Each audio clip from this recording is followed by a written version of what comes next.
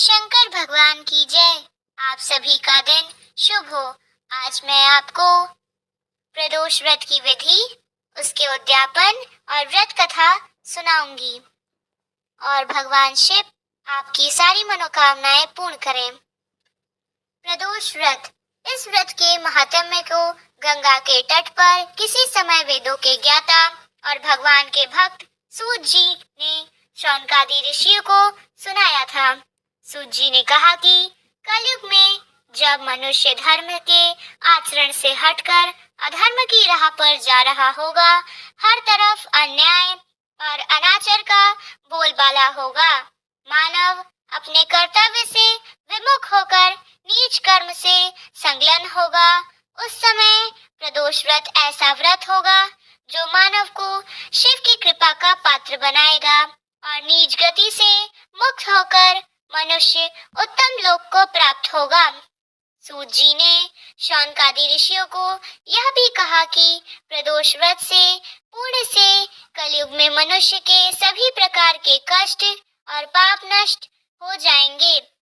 यह व्रत अति कल्याणकारी है और इस व्रत के प्रभाव से मनुष्य को अभीष्ट की प्राप्ति होगी। इस व्रत में अलग अलग दिन के प्रदोष व्रत से क्या लाभ मिलता है, यह भी सूत जी ने बताया है। सूत जी ने शौनकादि ऋषियों को बताया है कि इस व्रत के महात्म्य को सर्वप्रथम भगवान शंकर ने माता सती को सुनाया था। मुझे यही कथा महात्म्य महर्षि वेदव्यास जी ने सुनाया और यह उत्तम व्रत महात्म्य मैं आपको सुनाया।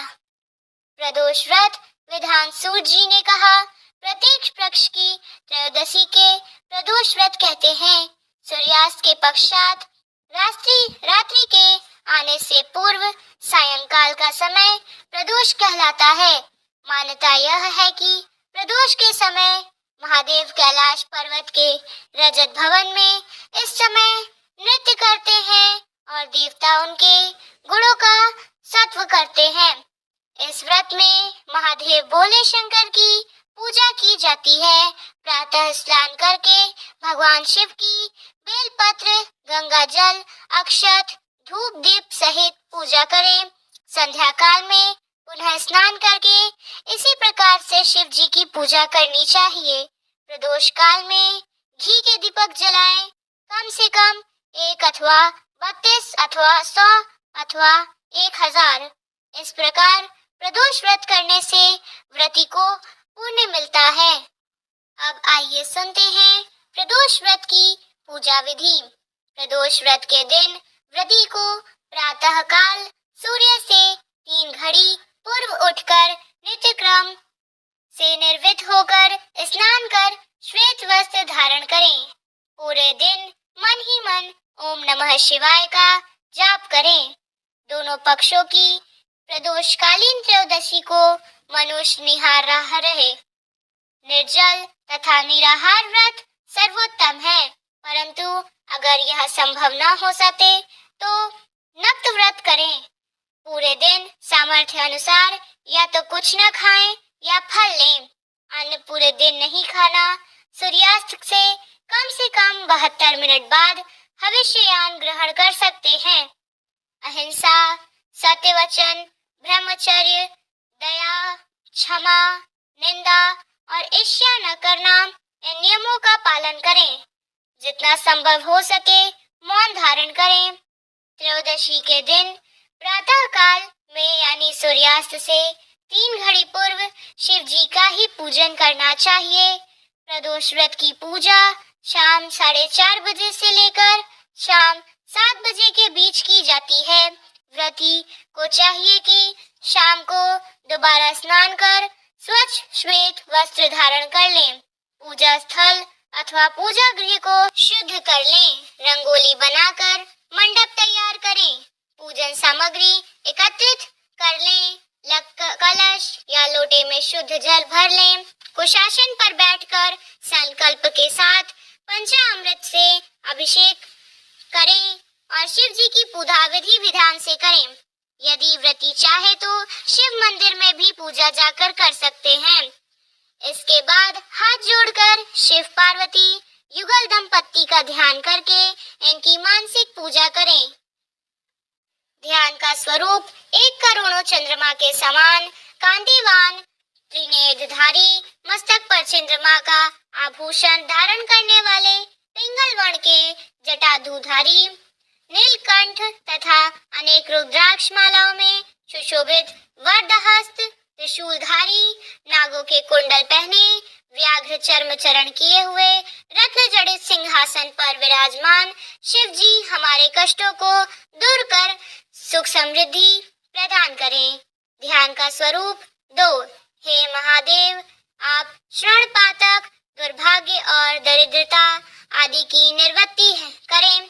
मैं दुख और शोक की आग में जल रहा हूँ, संसार भय से पीड़ित हूँ, अनेक रोगों से व्याकुल और दीन हूँ। वृषवाहन, मेरी रक्षा कीजिए। आप यहाँ पधारिए और मेरी पूजा को पार्वती जी के साथ ग्रहण कीजिए। पंचब्रह्म मंत्र रुद्र सूक्त प्रदोष स्तोत्रम शिव अष्टोत्तर नाम का पाठ करें। प्रदोष काल में घी के दीपक जलाएं, कम से कम 1 अथवा 32 अथवा 100 अथवा 1000। पूजन के बाद प्रदोष व्रत की कथा सुनने व अथवा सुनाएं।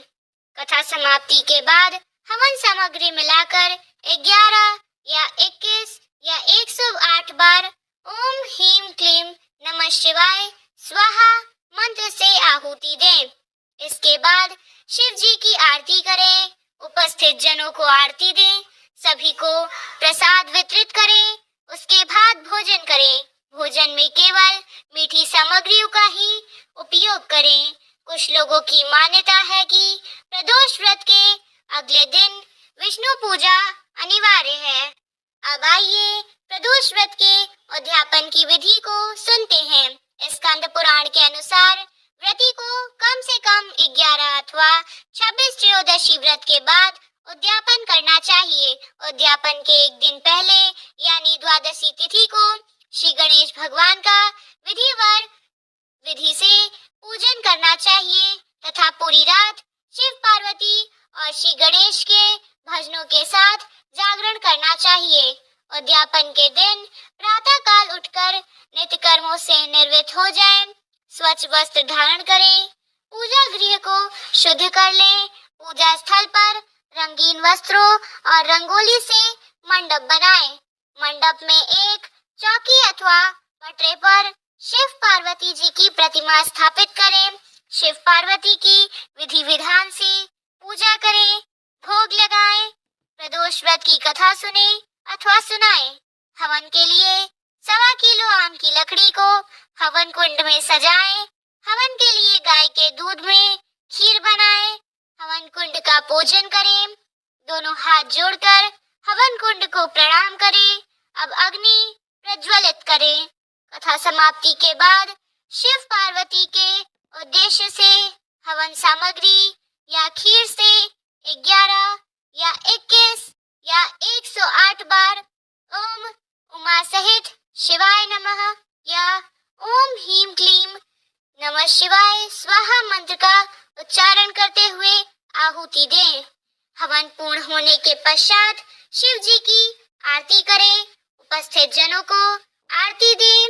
ब्राह्मणों को सामर्थ्य अनुसार दान करें और भोजन कराएं। अपनी इच्छा अनुसार 1 या 2 या 5 ब्राह्मणों को भोजन एवं दान करा सकते हैं। यदि भोजन कराना संभव न हो तो किसी मंदिर में यथाशक्ति दान करें। इसके बाद बंधु बांधवों सहित प्रसाद ग्रहण करें एवं भोजन करें। भोजन में केवल मीठी सामग्रियों का ही उपयोग करें। इस प्रकार उद्यापन करने से व्रती पुत्र प्रौत आदि से युक्त होता है तथा आरोग्य लाभ होता है। इसके अतिरिक्त वह अपने शत्रुओं पर विजय प्राप्त करता है एवं संपूर्ण पापों से मुक्त होकर शिव धाम को पाता है। अब हम सुनते हैं प्रदोष व्रत की कथा। शुक्रवार को प्रदोष का व्रत रखने के फायदे। जो प्रदोष व्रत शुक्रवार के दिन ही पड़ता है वो शुक्र प्रदोष या भृगुवारा प्रदोष कहलाता है। सौभाग्य और स्त्री की समृद्धि के लिए शुक्र प्रदोष व्रत करें। इस व्रत को करने से जीवन से नकारात्मकता समाप्त होती है और सफलता मिलती है। शुक्रवार प्रदोष व्रत कथा। सूत जी बोले, प्राचीन काल की बात है, एक नगर में 3 मित्र रहते थे। तीनों में ही घनिष्ठ मित्रता थी। उनमें से ही एक राजकुमार पुत्र, दूसरा ब्राह्मण और तीसरा धनिक सेठ का पुत्र था। राजकुमार वह ब्राह्मण कुमार का विवाह हो चुका था। धनिक पुत्र का भी विवाह हो गया, किंतु गौना शेष था। एक दिन तीनों मित्र स्त्रियों की चर्चा कर रहे थे। ब्राह्मण पुत्र ने नारियों की प्रशंसा करते हुए कहा, नारीहीन घर भूतों का डेरा होता है। धनिक पुत्र ने यह सुना तो तुरंत ही अपनी पत्नी को लाने का निश्चय किया। सेठ पुत्र अपने घर गया और अपने माता पिता से अपना निश्चय बताया।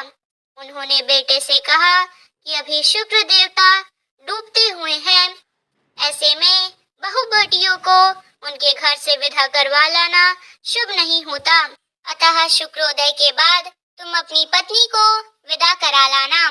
किंतु धनिक पुत्र नहीं माना और ससुराल जा पहुंचा। ससुराल में भी उसे रोकने की बहुत कोशिश की गई, मगर उसने जिद नहीं छोड़ी। माता पिता को विवश होकर अपनी कन्या की विदाई करनी पड़ी। ससुराल से विदा होकर पति पत्नी नगर से बाहर निकले ही थे कि उन्हें उनकी बैलगाड़ी का पहिया अलग हो गया और एक बैल की टांग टूट गई। दोनों को काफी चोटें आईं, फिर भी वह आगे बढ़ते गए। कुछ दूर जाने पर उनकी भेंट डाकुओं से हो गई। डाकू धन धान्य लूट ले गए। दोनों रोते पीटते घर पहुंचे। वहां धनिक पुत्र को सांप ने डस लिया। उसके पिता ने वैद्य को बुलवाया। वैद्य ने निरीक्षण के बाद घोषणा की कि धनिक पुत्र 3 दिन में मर जाएगा। जब ब्राह्मण कुमार को यह समाचार मिला तो वह तुरंत आया। उसने माता पिता को शुक्र प्रदोष व्रत करने का परामर्श कह दिया और कहा, इसे पत्नी सहित वापस ससुराल भेज दें। यह सारी बाधाएं इसलिए आई हैं क्योंकि आपका पुत्र सूर्यास्त में पत्नी को विदा करा ले आया। यदि यह वहां पहुंच जाएगा तो बच जाएगा। धनिक को ब्राह्मण कुमार की बात जच गई और अपनी पुत्र वधू को और पुत्र को वापस लौटा दिया। ससुराल पहुंचते ही धनिक कुमार की हालत ठीक होती चली गई। शुक्र प्रदोष के महात्म्य से सभी घोर कष्ट टल गए। तत्पश्चात उन्होंने शेष जीवन सुख आनंद पूर्वक व्यतीत किया और अंत में वह पति पत्नी दोनों स्वर्ग लोक को गए। अगर आपको यह वीडियो पसंद आई हो तो वीडियो को लाइक और चैनल को सब्सक्राइब कीजिएगा और बेल आइकन को प्रेस करिएगा, जिससे आपको यूनिक वर्ड ऑफ गॉड की सारी वीडियोस मिलती रहेंगी। और कमेंट में हर हर महादेव जरूर लिखिएगा। हर हर महादेव।